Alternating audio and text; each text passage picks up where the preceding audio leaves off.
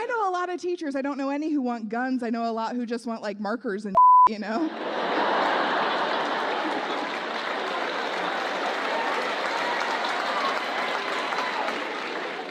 If I get a school-issued Glock, well, I'm still buying my own Post-its. I'm taking that gun. I'm holding up a Staples. It's insane that we live in a reality where teachers have to buy their own everything. Anything you want for your classroom, pencils, paper, books, markers, Post-its, anything you need. Oh, the district can't afford that. The state can't afford that. The government can't afford that. But we're talking about giving teachers school-issued guns in case of active shooters. That's how far gun nonsense has come in this country. And yes, I know I have glasses on today, and yes, there will be glare because I have not figured out the best way to wear glasses and also record things. Don't come for me in the comments. We have reached a point in this gun argument in this country where logic cannot permeate anymore. Why do you think that Chicago has become America's largest outdoor shooting range?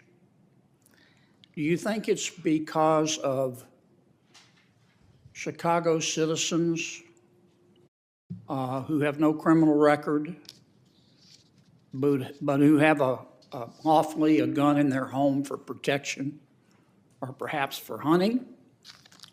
Or do you think it's because of a finite group of criminals who have rap sheets as long as King Kong's arm? You know, Senator Kennedy, those hardened criminals with rap sheets as long as King Kong's arm would also have a harder time gaining access to guns if we had stricter gun laws in place. As a matter of fact, one of the suggestions is criminal background checks, so it would make it specifically harder for those criminals to get their hands on guns. Seems to be what you want, but not really. I think there's easy access to firearms combined with environmental conditions, lack of great education. There have actually been studies showing that when you green vacant lots and repair abandoned buildings in urban neighborhoods, you see decreases in gunshots, in violence, as well as in stress and depression in the neighborhoods around them. No disrespect, Doc, but that sounds a lot like word salad to me.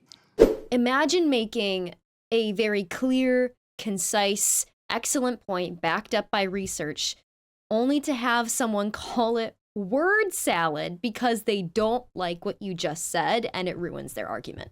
His problem is Chicago has too much gun violence. She cites a study stating what lowers gun violence as well as depression and anxiety, and he goes, that sounds like word salad to me because my point is the only one that matters because I am funded by the NRA. You don't think gangs should be prosecuted for having illegal guns? I'm neither a lawyer nor a prosecutor, and that's not my area of research. But yet you want to take guns away. I've never said that I want to take guns away. From law-abiding citizens. I think that you are saying something that I've not said in my written or oral testimony, sir. Okay. You equated gun deaths to heart disease in your opening statement. Yes, sir. Which is a greater public health problem, gun deaths or heart disease? So heart disease does kill more folks across the United States, largely in the About end of their life. 700,000? Mm-hmm. Yeah.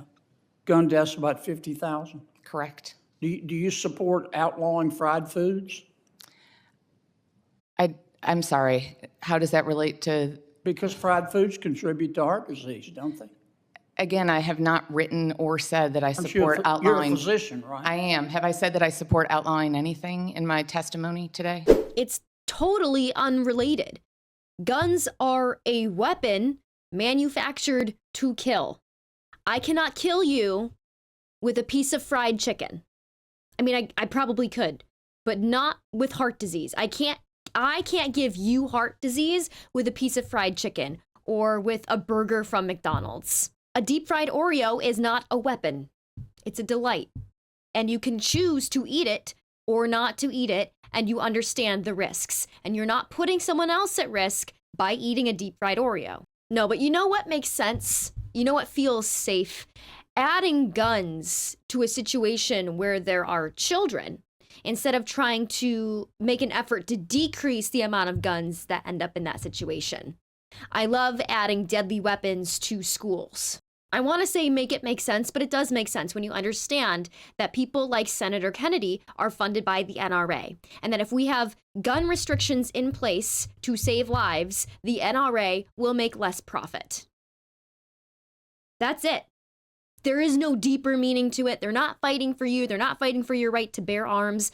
I believe you do have a right to bear arms, but I think that we should have red flag laws, criminal background checks, etc., etc. But the NRA would make less profit, so marginally, a little bit less profit, and we can't have that because they want to buy their 15th yacht. So you know what? Let's arm teachers. Screw those kids. Listen, all I'm saying is that your right to own a gun shouldn't be more important than someone else's right to live their life and not die. Thank you so much for watching. If you want to check out some of my content that isn't news related, you can check out my personal YouTube channel at Bad Gamer Wyatt.